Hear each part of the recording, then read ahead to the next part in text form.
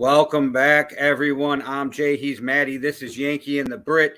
Today with your Thursday night pregame show, Packers versus the Lions. Yeah, NFC North divisional game. A lot of chat from Detroit at the start of the season saying that they're going to take this division. Well, you need to go to the Packers and you need to beat them if you're going to do that. Well, my neighborhood sucks right now, so Why is it full of Packers fans well, and Lions fans? no, it's just full of fucking people. And like, if I pull out of my driveway, there's no way I could go anywhere south. Not a fucking chance. That must be fun. That must be like an electric atmosphere to be around, really. If it just wasn't loads of Packers and Lions fans. It was when I first bought the house. 15 years later, it's kind of like, get the fuck away from my house already. Jay's the turning into the get off my lawn guy. Oh, I tell my wife that all the time. Somehow I turned into the get off my lawn guy. Yeah, he's gone from being the person on people's lawns to the get off my lawn guy. Which I have passed out on a lawn or two in my lifetime in my partying days, so we don't need to talk about that. But giving those poor old people crabgrass that they had to deal with forever. I don't care if you walk on my lawn, just stop parking in front of my fucking house. You cheap bastard, go up the street and pay. Because nobody will pay me. I live far enough away where, like, because people, you probably don't know. Wow. This is insane, Maddie. You probably don't know this. In our neighborhoods, probably 3 blocks west, it starts. They charge $20 all the way up to $40 all the way to the stadium. It gets more and more to park in people's yards and driveways. All right, okay. We have like a thing that you can. There's like an app where you can like an Airbnb, but for driveways that you can use to like park in people's. So people who's okay, like. See, this is not normal in the U.S. That seems normal by you. It is not normal to park in somebody else's driveway in the U.S. You get shot for that in Texas. It's not like massively normal. It's just people rent out their driveways on like big sporting occasions. People rent their driveways out for parking and stuff like that. But yes, that it seems strange that it's like normalized, and I can't imagine the Americans being very happy about it. That's why you need better public transport, so not everybody's driving to the game. There is literally states in the United States where if you're walking on my property, I can just shoot you. Yeah, see, and none of this would be a problem if you just invested in train infrastructure. But, you know, I'm just saying, cars so important. Even if it's not a gun, I can take a sword and cut your head off. It doesn't have to be a gun. I can go all Highlander on you. There can only be one, and just take the fucking head clear, you know. But before we get into the games, Maddie, I'm going to spring a question on you. Let's go. I had this stupid debate today, which I had to stop because I just got so like, what the fuck? People are dumb with it. Yep. Get a lot of those during the football season. A dude literally got mad at me. And you know what happens on the internet when people get mad at you? It goes to a whole left field. Because he couldn't wrap his head around the fact that I was arguing every good to great quarterback is a game manager. Yeah. You have to have the skills of being a game manager to be a good quarterback, right? Right. Like, all the bad quarterbacks don't do those things, right? Like they don't manage the game. So like my argument was, if you don't manage the game, you can't win.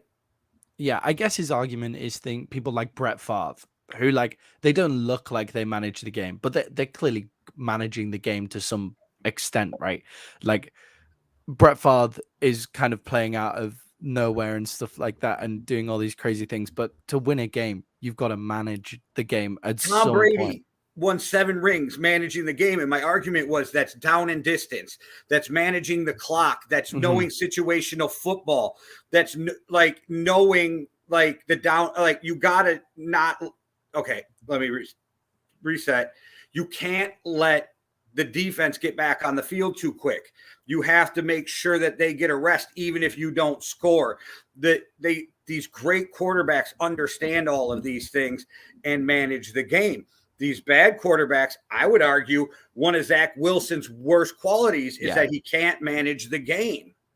think Zach Wilson was the person coming to mind. Like when we were talking, when you were just talking there, I was like, right, okay.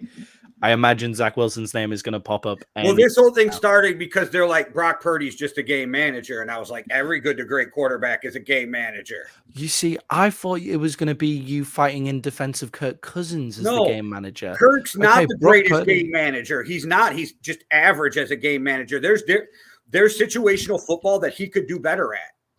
Yeah, definitely. And like Brady, holding onto the ball, Rodgers, like Mahomes, these guys completely understand what's going around them at all times. Yeah, I think the media is kind of put a bad turn of phrase on the word game manager. Like it feels like when they use it for certain people, so Brock Purdy, for example, or Dak Prescott, probably one of his greatest. Yeah, it's a shot at them. Yeah, they use it as a shot because they say, oh, they can't just go out there and be special and do like Patrick Mahomes things every place. But Patrick Mahomes manages the game. And the only time he does things special is when he's in his game managing headset and goes, oh, I need to do something special now so we can manage to win this game. And none of us know for sure if he ever becomes Patrick Mahomes without Andy Reid, because he wasn't lighting the world on fire in college. Like maybe he does and maybe he doesn't. I'm not saying either way, and we'll never know. But people fail to realize some of these guys have a lot of help with great coaching too.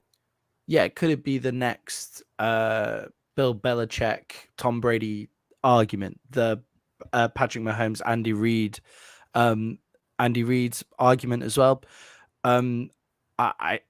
I think it's probably 6-2 because Patrick Mahomes can do some special stuff, and Andy Reid puts him into those game playing situations. Andy Reid will get more love than Belichick because he's an offensive coach and he's a nice guy. Well, yeah, obviously, like it helps Bill Belichick's a known douchebag, so like that's and not to his his players seem to really love him after they retire and they talk about him. Like most dudes love him, but he is not good to the media. He is not good to the outside world. So like, and he don't give a fuck. So that's him. I'm okay with that too. But I'm just saying, I think Andy Reid's going to be looked at more favorably as a person, Yeah, definitely. But those quarterbacks get into a situation. The best quarterbacks definitely manage the game. Obviously, you have to. The reason why Josh Allen is a loose cannon and unsuccessful is sometimes he decides instead of managing the game. And Josh Allen, in terms of talent, is one of the best quarterbacks in the NFL, but sometimes he forgets to go, I have an excellent team around me. I just need to not throw an interception right now, and we just need to get off the field and punt it and put our defense in a better position and stuff like that. Rather than, I think Nick Wright is calling them arm punts, some of the throws that Josh Allen does now. Yeah, and it's knowing when to take that risk and when not to. It's like that's part of managing the game, right? You want to hear a real cool little story I know about Andy Reid? Yeah, go for it. You know how he got into professional coaching? He drove to Green Bay and slept in the parking lot and bothered Mike Holmgren until Mike Holmgren hired him. Well, there you go. Got to be just persistent. It's about persistency and passion. I've been watching the, Welcome to Wrexham, the Ryan Reynolds and Rob McElhenney football team that they bought in North Wales. And Ryan Reynolds was just saying, just straight up passion, just open so many fucking doors, man. Like if you're just passionate about something, then you can just get it done. It's fine. And it's like, oh, right, okay, cool. So Ryan Reynolds is saying it, then it's probably not wrong. That's Deadpool. Yeah, but it helps when you got all that money to go behind the passion. Definitely. I would argue money and passion can get anything done. Yeah. Money and passion, or talent and passion as well. Talent obviously helps. Yeah, that creates money too. Yeah. All right, Manny, let's talk some Monday Night Football games, shall we? Let's do it. Hey, one quick thing I just thought of. Mike Holmgren does not get a lot of love for his coaching tree. And Andy Reid, John Gruden, like he got a lot of dudes that can coach, and he never gets any love for that. Well, people call it the Andy Reid and John Gruden coaching trees, don't they? But surely that starts with Holmgren. Mike Holmgren, yeah. So is it not the Holmgren coaching tree? I just thought of that. I don't like that's really weird. All right. So we had the Eagles at the Buccaneers, which was not even a close game at all. The Bucs looked absolutely horrible in that game. Yeah, shame really. It had the markings of some sort of crazy trip up game, but it turns out the Bucs are who we think they are, and the Philadelphia Eagles run game is absolutely unbelievable, and DeAndre Swift is great. Like obviously most running backs are going to look fantastic behind that Eagles offensive line, but DeAndre Swift looks like a different gravy is what we would say here in the UK. I think you agreed with me, but I don't know if you remember. I brought that up before the season that the Lions fucked up. Yeah, their backfield is now without Swift, because moving on from Swift is not the worst decision in Detroit. If you're going to bring him in, if you're going to bring in Jamar Gibbs, it's not the worst decision in the entire world. You've got to keep Jamal Williams then, though. You've got to keep Jamal Williams. If you're going to get rid of one, you have to keep the other. Is the way that goes. And now they've got Gibbs, who's going to be leading the run game for them. But yeah, DeAndre Swift's he's answering the haters' calls. You look like an asshole if you don't hit on a first round running back too. Yeah. I never agree with taking a running back in the first round. Obviously, the Falcons taking Bijan Robinson. Okay, that looks like it might work out. I think he was worth the first round. I just don't think the Falcons should have done it. They're so... I think it's terrible process in general to take a Would you have been mad? Back. Would you have been mad at the Bills or the Chiefs, though, if they would have took him in the first round? No, complete football teams, that makes sense. Like, yes, I agree. Complete football teams is fine. Atlanta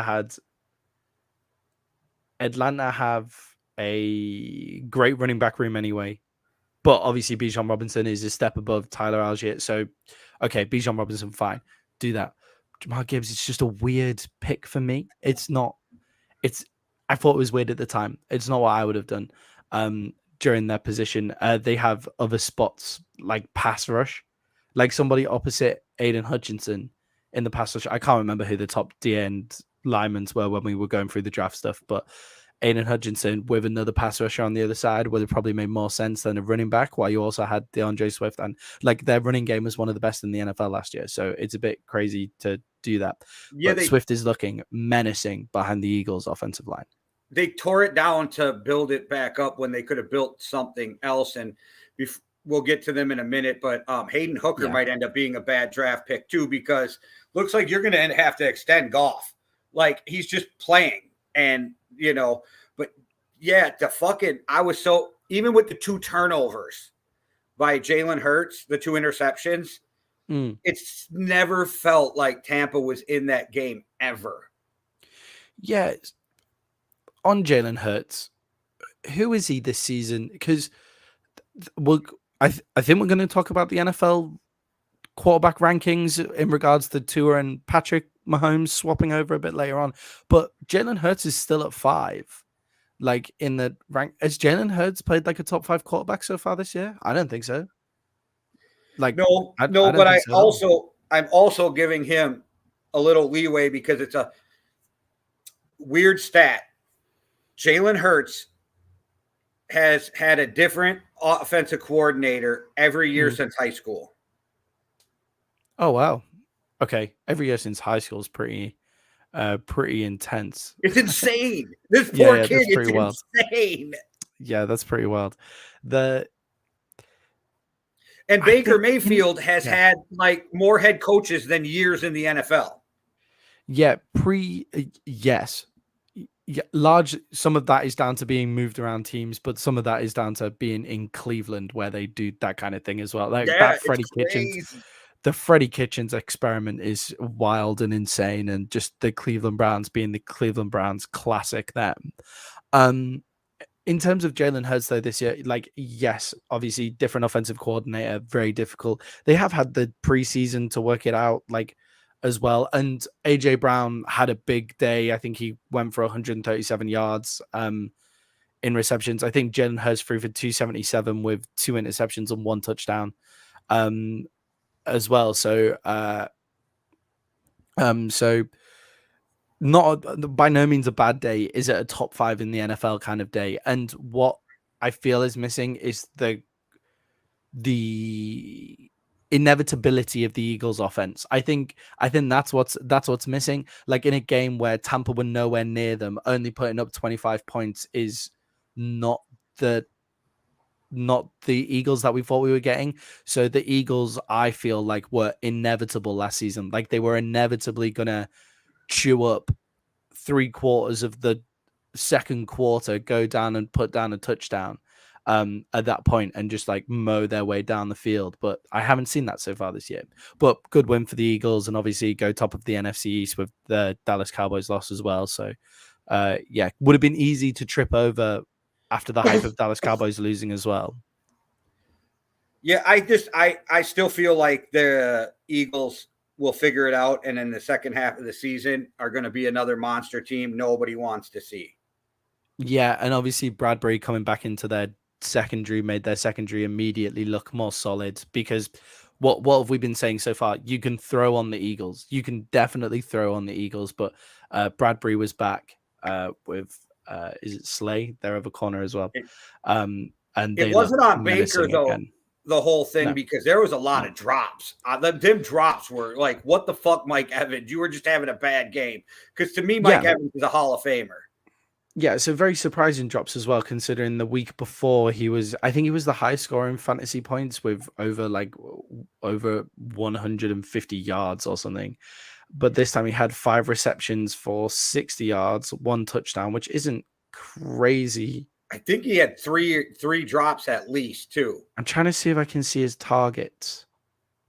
Normally I can see his targets on here, but I can't. So, that would have been a good stat to have, but never mind. I had it. I don't have it now. Sorry, everyone.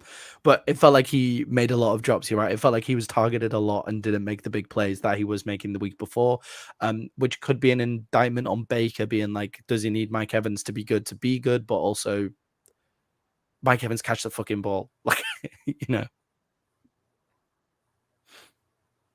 Yeah, I'm looking. It only give me his targets on the year. Yeah. Okay. It's a shame. Need to get my PFF subscription back then, I guess. Too busy trying to use other things to get my stats when PFF is definitely the best place to go. Shout out PFF.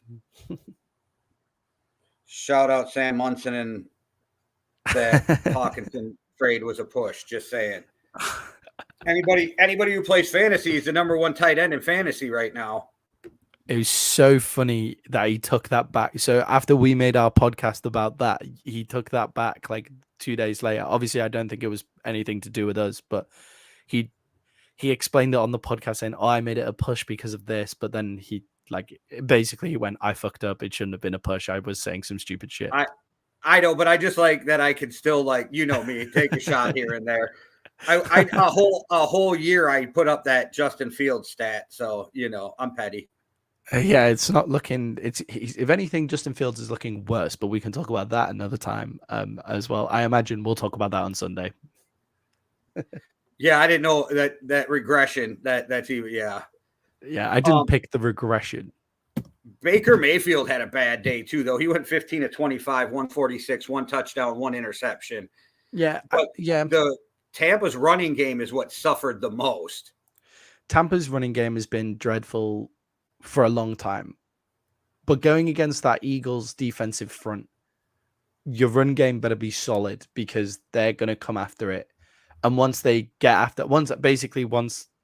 way the Eagles defense works is they stop you running the ball first, they score points, and they force you to pass, in which point they can then send their pass rush units on, have more people in the backfield, which solids up their DB room. That's when they send Georgia's defense out there to stop you. Yeah, exactly. Yeah, exactly. So, but they're basically, if you have a running back in fantasy, don't play him when they're playing the Eagles. That would be my suggestion. I'd take my running back out every time they play the Eagles, unless it's a must-play guy. Yeah, well, at least we had an exciting game in the second game with the Rams versus the Bengals. Even though I'm 33, 14, and 1 because these motherfuckers gave me a push. Yeah, I got the push on that one as well. What happens in Vegas when you get a push? You get your money back, Lose. but You get Vegas your money keeps back. the. Okay. So like when you make, say you make a $10 bet, Mhm. it costs you like $11 to make the bet because there's a fee. Oh, that's sneaky on Vegas. Right, okay. So they Oh, keep yeah. that fee and then give you your $10 back. Okay, that's not horrendous, but yeah. Exciting game due to the mainly, in my opinion, terrible offensive play calling, which kept it exciting. The Rams, they went away from the run so quickly. Like the Rams moved away from that run so quickly. The Rams offensive line, right, was a problem last year, has looked serviceable this year, but only because they've been able to run the ball and quick pass game to Nakua as well. I've been practicing his name, Nakua. So their offensive line has been a problem. So when you just they only run Kyren Williams for 10 carries for 38 yards or something like that. So like 3.8 yards a carry, not setting the world alight, not necessarily the worst thing ever. And No, they just go away from that 3.8 run on game an so quickly. average is more than 10 yards every 3 runs. So, you Yeah, can live with that. exactly. So they move away from that run game far too quickly for me. And then that costs them basically, because it just means that Matthew Stafford seemed to be getting sacked left, right, and center. I don't know whether that was just me watching the game and feeling that way, but yeah, the sacks felt like they were inevitable against the run. I think they got psyched out by the Aaron Donald effect of the run game when their run game was actually doing totally fine. But it just feels like against. Oh, sorry, I've got that mixed up. The Rams aren't known for their run game. They're known for getting the ball to this season. They need to get the ball to Nkua. They need to get the ball in Matthew Stafford's hands. But just run the fucking ball. Like, you've got a good run game. Run the ball. And they would have won this game if they ran the ball more. They ran it 14 times, and their biggest run came from Tutu Atwell, 1 for 22 yards. Yeah, that was a great play call as well. So how do you beat the Bengals? You keep their offense off the field and you run the ball down their throats. Like, it's a well-known thing that you run the ball down their throats. So you move away from the run game, which then leads to Matthew Stafford passing the ball 33 times and going 18 for 33 for 269 yards, 1 touchdown and 2 interceptions. Like, doesn't add up to me. Doesn't add up. Terrible play calling. They allowed 6 sacks. The Rams. Yeah. And a lot of pressures. It was a long night for Stafford, but Joe Burrow didn't light the world on fire either. No. He threw 49 times. Yeah. Both teams should have run the ball more. Just to finally finish up on the Rams offense and the fact that in obvious passing downs they were terrible, so there was no reason for them to not run the ball. They only had 24 minutes in times of possession compared to the Bengals 36 minutes, and they went 1-11 on third down efficiency. So yeah, that's that's a horrible game management stats right there. They should have ran the ball way more. How much of Joe Burrow being off do you think is his injury? I think most of it. Yeah, you think Yeah, most I of it? do. Okay. Yeah, I think he's clearly not comfortable, and the only way to recuperate his injury is to rest him. It's a calf, Give him right? But rest. I don't know if he Yeah. tore something in there or what. And you could see it. Like, it's not Joe Burrow like to have a fucking stat lines the way he has the first 3 weeks, right? 26 of 49, 259 and an interception last game. Mm. And he's got receivers. You know what I mean? I mean, they're deep with Chase and Yeah. Higbee. And like, Weirdly, Jamar Chase had his coming out game for this season. So Jamar Chase goes for 12 receptions on 141 yards, 11.8 yards carry average.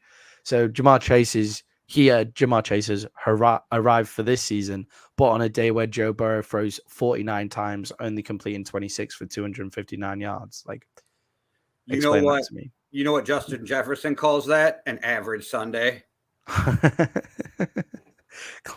Classic. Yeah. But yeah, the Bengals.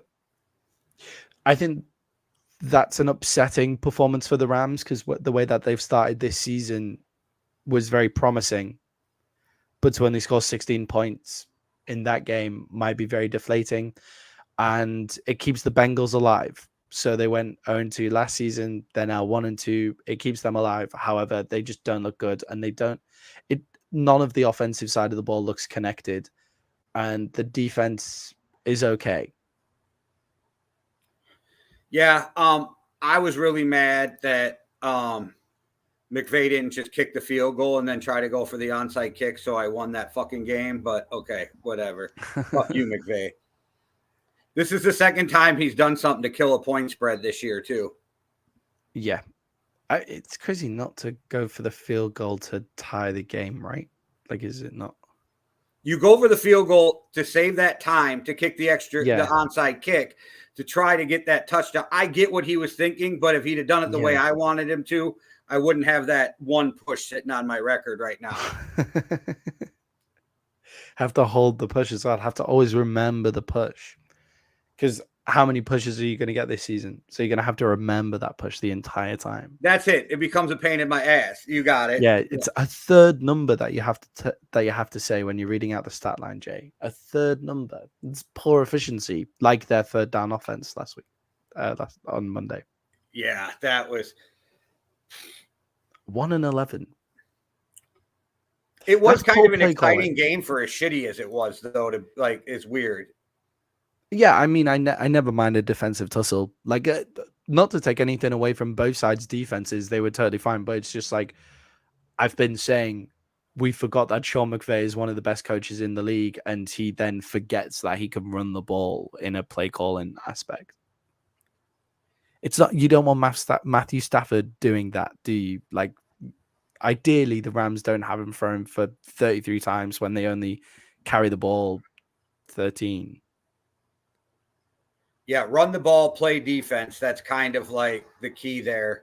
And the quick pass game to Nkua, like the quick play game to Tutu Atwell, your gadget guy. Like, there's people there. Tyler Higbee had a good game as well. And your play action would be more open if you could actually give them the threat of running the ball. Yeah, and play action with Tutu Atwell streaming down the field is a terrifying prospect. That's a guy you just need to get into the ball into his hands more and let him do what he does. Yeah, excellent gadget player, kind of like Rondell Moore as well, like that kind of guy. Those players that it's just like, how can we get the ball into their hands and just see what happens? All right, Maddie, there was something you wanted to talk about, so I'll let you bring it up and explain to everybody what you were segueing or teasing earlier in the show. Yeah, so the NFL QB index for week 4. So this is where the NFL basically say the top quarterbacks going into week 4 is a very interesting mixture for me, because so the title of the article is Tua Tagovailoa leapfrogs Patrick Mahomes into first place, something like that, which Tua Tagovailoa is playing better than Patrick Mahomes, or at least Tua Tagovailoa's offense is playing better than Patrick Mahomes going into this week. Totally fine. Get it. Josh Allen is in 3rd place. Justin Herbert is in 4th. And in 5th place is Jalen Hurts. So and then behind that, you have Geno Smith, who in 3 games has a 68.9% completion rate, 4 passing touchdowns, 22 rushing yards, on 1 interception as well, is in 6th place. And then you have Lamar Jackson. It's a bit of a mixture. And what I'm looking at it and saying is this how they've played so far this season? Or is this their reputation? Josh Allen has to be in 3rd place on reputation alone. Surely. Josh Allen has not been the 3rd best quarterback in the NFL this year. Like, no way. There is no way that he has been the 3rd best quarterback in the NFL this year. That game against the Jets alone is enough to drop him out of there. But Jay, who is down at 8th place is Brock Purdy. Brock Purdy has been perfect so far this season. The exact quarterback that has been required for the 49ers to win their games. Obviously, 4 fumbles, not great. How many turnovers does Josh Allen have already on this young season? Josh Allen has 4 interceptions and 2 fumbles so far in this season. We then go down to Kirk Cousins. Kirk Cousins has already thrown for over 1,000 yards so far this season, 9 passing touchdowns. He has 2 interceptions and 3 fumbles, which is also less turnovers than Josh Allen. So you have probably the guy who's thrown the ball the best in the NFL so far. So that's Kirk Cousins, down in 9th.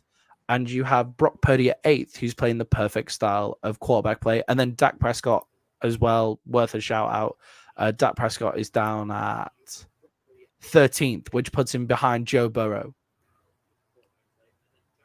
Like Joe, so what are you doing? Like, is Joe Burrow a better quarterback than Dak Prescott? Yes, of course he is. Has he been so far this season? No, of course he hasn't. Joe Burrow has been a big problem so far this season. Any thoughts on this? Also, quick thought: Tua Tagovailoa has been a better quarterback than Patrick Mahomes this year, largely down to his offense. But that doesn't stop him. He's been a better quarterback than Patrick Mahomes this year, so no problem with Tua being at 1. But just, I need to know what the marking scheme is for this. Yeah, because I even messaged you, and I'm not saying he is, but if you're going by the complete stats, then Kirk's the best quarterback right now, and that's just, I don't know where they get. Tua's balling out, but can we stop acting like in crunch time situations people are going to take Tua over Mahomes?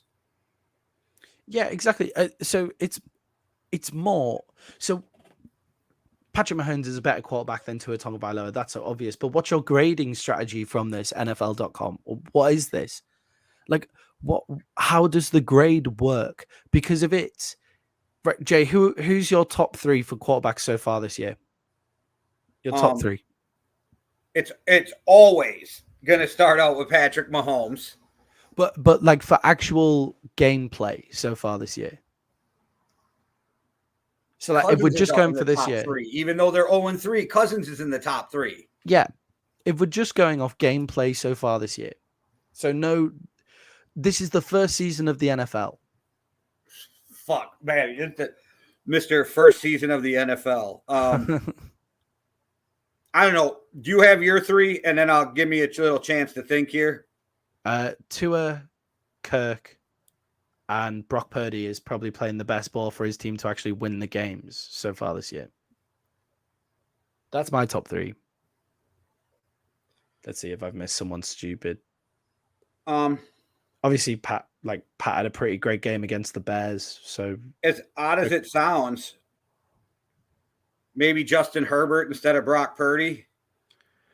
Yeah, I mean, again, another losing record team there as well. But they've been sending lights out as well. So Patrick Mahomes, for some reason, Patrick Mahomes has not been in the top 2 quarterbacks this year. Yes, that can be down to drops. It can be down to his offensive play. It can be down to his wide receivers. That's fine. But he's not been there so far this year because of the drops and everything like that. So, but if we were doing it on like who are the best quarterbacks in the NFL, it would be Patrick Mahomes, Joe Burrow, my 3rd. And if you go by completion percentage, it's Josh Allen.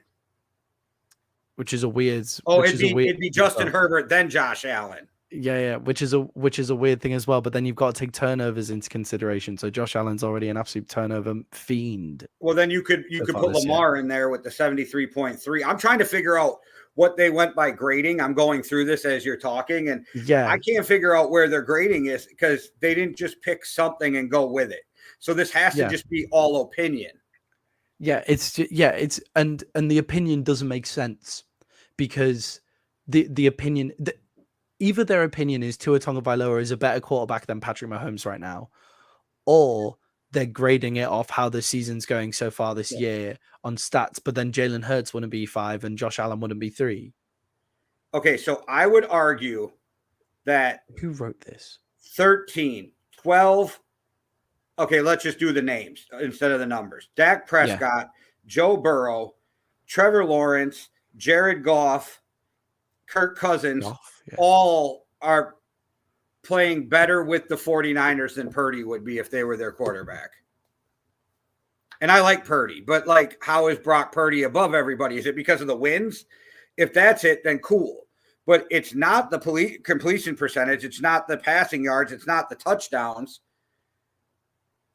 So what is it? It's with Brock Purdy, it's the style of football that they play. So he is a reason why his team is winning. Do you think the 49ers are as good or better with Dak, Kirk, Joe Burrow, and Trevor Lawrence? Justin yeah, of course, 100%. So I don't get his grading either. I'm not taking a shot at Purdy. I just don't understand the grading. Yeah. So the grading for Brock Purdy being above Dak, Joe Burrow, people like that makes sense if you say who's played better so far this season, but it doesn't make sense if it's who's the better quarterback. So I was interested by that, and everybody comment below if you think that Tua Tagovailoa, if you would take Tua Tagovailoa over Patrick Mahomes, comment below. I want to see who these people are. So Brock Purdy, 67% completion. Jared Goff, 69.9. Brock Purdy, 736 yards. Jared Goff, 819. Brock Purdy, 8.1 yards per play. Jared Goff, 8 yards. Brock Purdy, 4 passing touchdowns. Jared Goff, 5 passing touchdowns. Now, Purdy has 0 interceptions, but he has 4 fumbles. And Goff has 2 interceptions, but 0 fumbles. Yeah. So wouldn't the argument be that Jared Goff's playing better than Brock Purdy right now? I think the argument would be that Jared Goff is playing better than Brock Purdy in that scenario as well. So it's weird to me, and I don't want to shit on Brock because I think he's exactly what the 49ers want him to be. Yeah. Just an interesting fact here as well. If you're taking who's actually playing better so far this year, where does CJ Stroud rank in this? Because he's ranked 20th on this list with 3 games, 64.5% completion percentage, 906 yards, 7.5 yards per attempt, 4 passing touchdowns, 0 interceptions, and 3 fumbles. Well, I will say, to me, he looks ranked at 20. He looks to me right now, and things will definitely change in their careers. He looks like the best quarterback that came out of that draft. Yeah, definitely. But ranked, and he is ranked as the best quarterback that's come out of that draft here. So that's fine, whatever. But again, who's had a better start to the season, CJ Stroud or Deshaun Watson? Deshaun Watson ranked at 17, who's gone up 11 places after that game this week where, all right, they got the win, but the offense still didn't look great, did it? Does that mean he's back? Is that what they're thinking? Is like Deshaun's back? He's passed all of the bullshit, and now he's back to football after 2+ seasons. Crazy. I mean, I wonder if that's the theory on that. Also, interestingly ranked is Russell Wilson at 14, which is also a fun ranking. But CJ Stroud, why is Russell Wilson even that high? I think that there's bigger problems to the Broncos than Russell Wilson. Yeah, so I don't know. I think with the way the media talks about Russell Wilson, I was expecting him to be a bit lower. I think 15 might be okay. Geno Smith is up at 6, by the way. Okay, Maddie.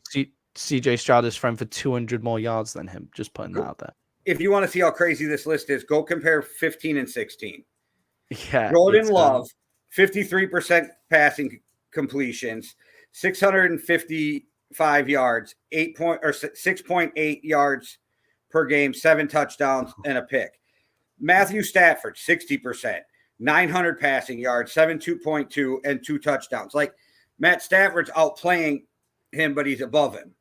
Yeah, 4 interceptions for Stafford though, but 50, you got a 50% passer percentage.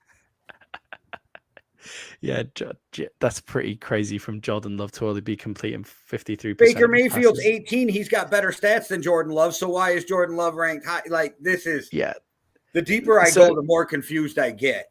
Yeah. So Everybody looking at the NFL QB index this week, written by name and shame Nick Shook, around the NFL writer Nick Shook. This is a disaster. Why Really is not CJ good. Stroud not higher? CJ Stroud is ranked at 20. It makes no sense. Also, I'm shout out looking to at his CJ numbers, though. It's like Yeah, you yeah. were saying them, but when I actually visually looked at them, Yeah, it's like he's got good numbers. I didn't think he'd have these good of numbers right now. yeah. Shout out to CJ Stroud for being, but Derek that Carr list- looks better than Jordan Love. Like, I don't get this. I saw that list and felt like it needed to be brought to the attention of the public. Kenny Pickett and Jordan Love are basically the same guy right now, and Pickett's ranked 22. Yeah, but think of the guys that Pickett is ranked ahead of. If he's ranked at 22 as well, I saw that and was like, right, okay, I'm delving a bit too deep into Jimmy it. G At with 22. 6 picks. Yeah. So is Kenny Pickett a better quarterback than Daniel Jones? Or is that New York offensive line just horrible? Like, what do If you're what do you asking think me if I had to pick a quarterback between Jones and Pickett, give me Danny Dimes. Yeah, me too. Also, Sam Howell as well. Like, Sam Howell's flashed at points and looked terrible at others. He has 7 turnovers already, so 5 interceptions on the game. But and he takes horrible sacks. But oh my God, from that game against the Bills, they've knocked him down 10 places. So he's ranked 15 and is now down at 25 after throwing interceptions against the Bills because the Bills were blowing them out. Do you realize Justin Fields has a higher completion percentage than Jordan Love? That's embarrassing for Jordan. Oh my God, Justin Fields is deep in this list. 31. Zach Wilson's the only one. Zach Wilson is the only one below him. Wow. Okay. Also, Josh Dobbs is ranked at 28, by the way, but Josh Dobbs has probably had Josh Dobbs has ran for 93 yards. He's had a bigger effect on winning games than a lot of the quarterbacks. He has around a 72% completion percentage. Yeah. Josh Dobbs should be higher in this list as well. I think we've realized our appreciation for a few quarterbacks from reading this list, and this list is wrong and terrible. Yeah, the more I read it, the more confused I got. Like, yeah, that was horrible. Everybody go. I'm going to send a link to this in the comments, so everybody can go look at this list and have a look at it themselves. Because it is comical. I was trying to show it on screen, but then StreamYard went crazy on me, so I pulled it off the screen. There you go. For everybody in the comments, it's a fun little read on this evening, just to give yourself a giggle as to where everybody else is. And that's from NFL.com as well. That's pretty piss poor. Yeah. Some people should get their right to talk about football in public taken away. Yeah, it's just the title is clearly clickbait of Tua Tagovailoa vaults Patrick Mahomes to take number 1 spot, because you can make that case, but then they completely refute that case for the rest of the list. Like, the rest of the list just proves his case wrong. In that, like, the case is fine. Tua Tagovailoa is playing better football than Patrick Mahomes. That would have been okay. But just do that with everybody else. Don't then have Josh Allen at 3 and CJ Stroud at 20. Ridiculous. Right. Ridiculous. All right, Maddie, should we talk about tonight's game and then a little bit of London coming up this week? London's calling, baby. Yeah, let's talk tonight's game. Well, the Packers are, I got to look again, 2.5-point dogs at home. The Lions are favored to win by 2.5 tonight on the Packers' home field of Lambeau Field. That's how they say it in all the commercials here. How crazy is the atmosphere out there, man? Like, how electric is the atmosphere feeling? Do we feel that the fans are going to really play into tonight's game? Well, how blue is the crowd? They're pretty good and drunk.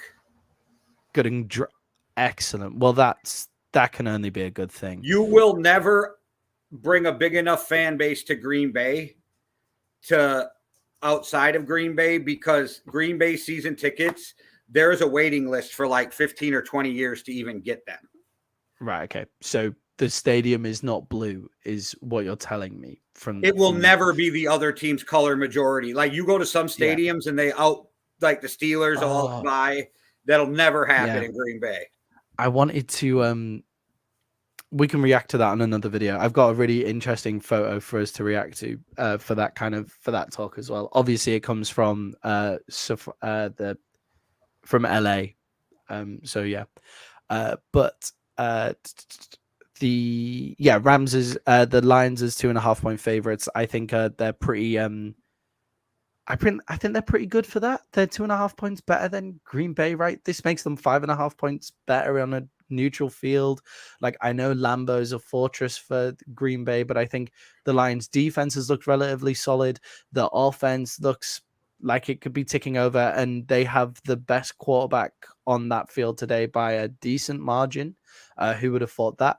Saying that about the Lions against the Packers 2 years ago, but yeah. Give me them 2.5. I'm taking the Lions minus the 2.5. This point spread could have been 6.5, and I'm taking the Lions. 6.5. Wow. So touchdown favorite. Yeah. Now I like the 2.5 because it makes me more comfortable with taking it because a field goal win gets you the win. But I think I wouldn't be shocked if they won by 7 to 10 points. So what do you think that Vegas is seeing that keeps this game closer than you would think? I sometimes wonder because Vegas will move by the money bet too. Sometimes I wonder if so many people bet that they had to move the money line so they don't get their ass kicked. Yeah, it doesn't move the money line from like 7 points though. Like that. It depends how high the bets go up. Now, if you go a couple of years ago in the Super Bowl, the money line moved, or the point spread over Super Bowl week moved like 8 points because of money being bet. Like Vegas always hedges their bets. So like if one team gets heavily bet on, then the point spread moves to try to get people to bet the other team so that they don't take as big of a hit if that team wins. Yeah. How do the Packers keep it close today though? Like how do the Packers run the ball, get to a win, run the ball down their throats, hold on, run the ball, play defense, and you can't turn it over. Like no turnovers, run the ball, play defense, and Jordan Love's got to be a third down quarterback. Yeah, stop the Lions' run game is the way to go for it. Is sell out on the Lions running the ball and make them throw the ball. Make Jared Goff beat you.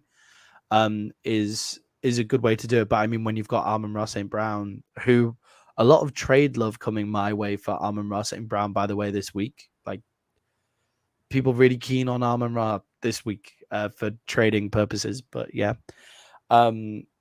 I think Detroit are gonna. Give me Detroit 2.5 definitely on this game.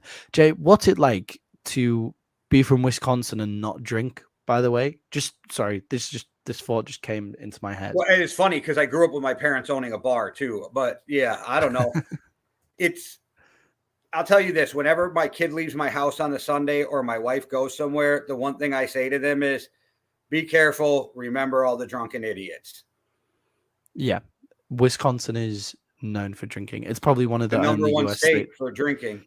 It's probably one of the only US states that could keep up with like British drinking and stuff. You know? I don't think you guys could hang. I don't think you understand what the University of Wisconsin is like. I don't know. I think you should see Cardiff on a rugby day. People literally drink themselves to death in Wisconsin at times. What's quite funny here is that neither me nor Dre drink. So it's like we're Billy Big Bollocksing our country's drinking habits, but neither of us drink. Funny. No, and I only had one summer where I drank a lot, and I was 17. Yeah, obviously. I do it on big occasions, but not really. I'm not like anti-alcohol or anything. It's just same. Yeah. Yeah, same. I just don't need it to have a good time. But sorry. Should we move on to the London games where there will be a lot of alcohol consumed as well? However, their bridges are falling down, dude. Their bridges are falling down. Well, pints in the Tottenham Hotspur Stadium are like £8. That was a lot of numbers that you guys don't really get in terms of pint. So, what do you guys call a pint? Like 500? It's 500 milliliters around there. I don't Or do you know. guys do it by the pint? Anyway, cool. How we drink beer is by the pint, whatever. And It's the then big glass you get at the bars, guys. the big glass you get at the bar, that's a pint. Yeah, the big glass. That's £8 a pint, which is like $10 in the stadium. That's a lot. That's a lot. Yeah, that's Green Bay's like that too. My cousin went to a game and got a beer and a brat and paid like $20. So That's ridiculous. I would never ever pay unless, that much. but Atlanta's got super cheap That's the concessions. way to go. That's the way to go. Just go super cheap concessions, get everybody pissed and have a good time, you know? So the Jaguars and the Falcons, I think the Jags were favored by 3. Yep, the Jags favored by 3. Everybody's like, it's like a home game for the Jags. And I'm like, bro, it's not. Like, these players literally have to go across the world to play this game. Like, it's not like a home game. There's the player aspect, but there's also the fan dynamic of games in London as well. So having been to a few of the games in London, the way that the fan dynamic works is everybody has their teams. So for instance, I've been to a London game where the Dallas Cowboys aren't playing and wore my Dallas Cowboys top. You'll see all 32 teams are represented at those London games. So yes, Jacksonville are the home team and they've been playing in London the longest, but not many people really are out and out Jacksonville fans. Like, they may be there just because like Jacksonville might be the team that we get in the UK, so people will pretend to be Jacksonville fans for that day, but really it's all 32 teams are represented, so the way that the crowd works isn't the same. So We just shout and scream at everything. Shad Khan owns that stadium, right? Yeah. Yeah, so Shad Khan owns that stadium as well, which you would think he would then rig up to make it to play stuff extra loud and everything like that on third downs. But like it's a really strange atmosphere. Like games in London is a really weird atmosphere. Yeah, and you're not allowed to pump in noise in the NFL during plays. Yeah, well, you know, it's so the way that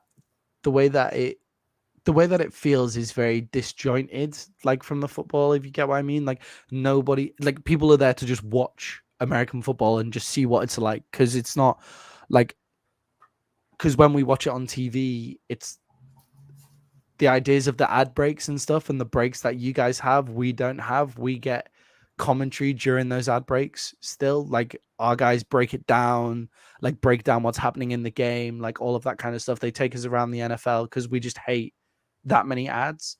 So it's really strange when you go to a game and people are watching a live American football game for the first time, the amount of time where they're not playing is so interesting for us to watch. So it's really good for us to go there. But then at the same time, we also don't make the noise on third down necessarily as jointly, because half the stadium could be supporting Atlanta and the other half supporting Jacksonville. So no, it's not a home game for Jacksonville, basically. I'm still taking the Jags minus the 3. I think this is a really bad matchup for the Jags, and I think the Falcons hold on to the ball for a long time. Give me the Falcons +3 in that one, because I just think it's a terrible matchup. Their run game is overmatching. I did go this close to going Atlanta, but then my gut told me it's Jacksonville, so I went with Jacksonville. I think the Falcons defense. So are you taking the points or the money line?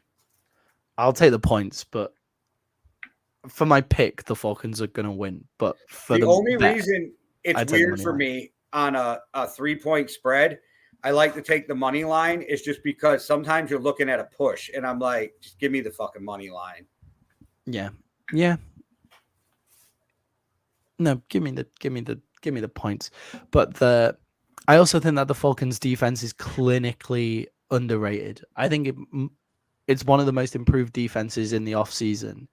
And I think it's really, really underrated. And the Jags haven't looked how we thought they would look. That scored 9 points against the Chiefs. What did they do in terms of point scoring? I think if you're the Jags, though, all you got to do is put 9 in the box and go throw the ball. I dare you to throw the ball. Yeah, they then the last time they did that was when they played the Texans, and the Texans scored 37 points throwing the ball on them. Now, CJ Stroud is a way better player than Desmond Ridder, obviously. So, I was just gonna say, who do we got? And I think the Jags are pissed about last week too.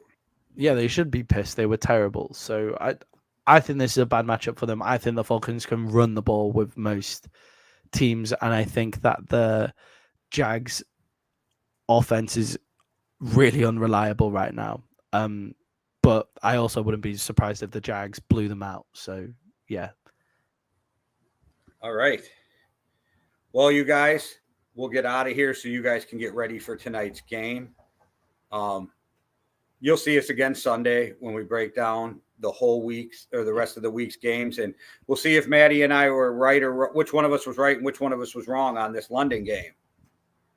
Hopefully, yeah. It'll probably be finishing as we do the pre-show. You took the Lions also tonight? I took the Lions, yeah. Yeah, okay.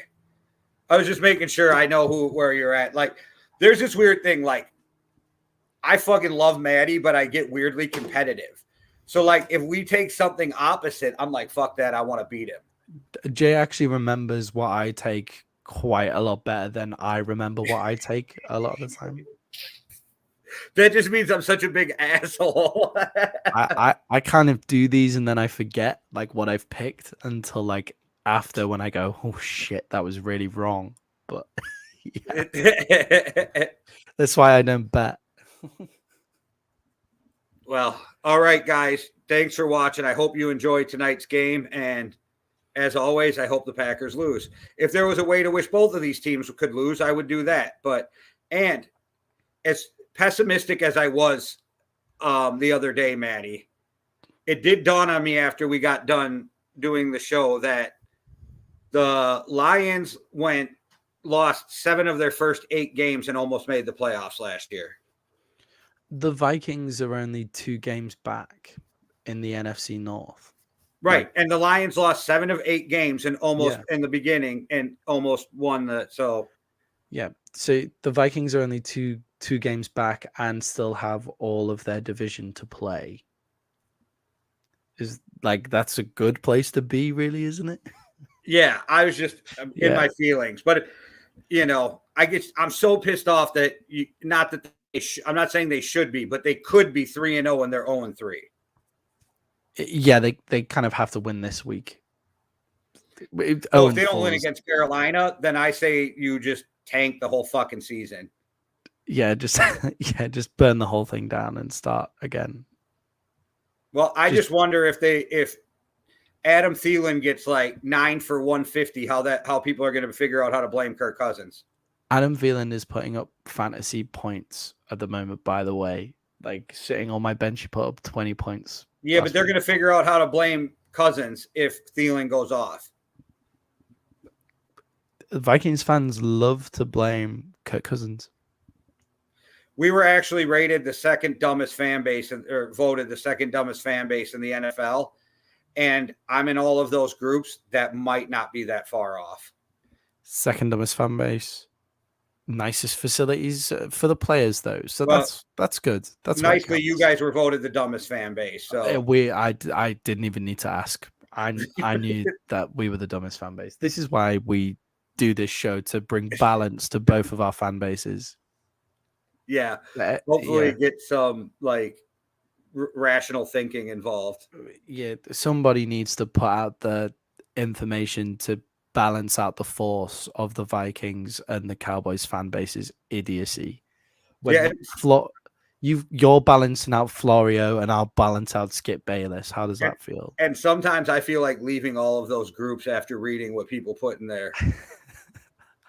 I'm only in them just for laughs now. I like seeing people's wacky takes. People calling for Trey Lance to be starting this week, by the way. Just putting that out there. That's fun. Let's just fucking do it. Let's just see what happens. I want to play clown franchises. I want to see. They act like I guarantee you he doesn't even completely understand that West Coast system yet. I guarantee you he probably doesn't play it down for the Dallas Cowboys outside of a few gadget plays. You know? Well, that'll all come down to what they get to do with Dak this offseason. Yeah, right. Yeah. Shit from Dak as well. I don't want to think about last week. Let's think ahead. Positive thinking, Maddie. Positive thinking. All right, guys. Thanks for watching. We'll get out of here because we like to ramble. One world, one love. Deuces. Cheerio.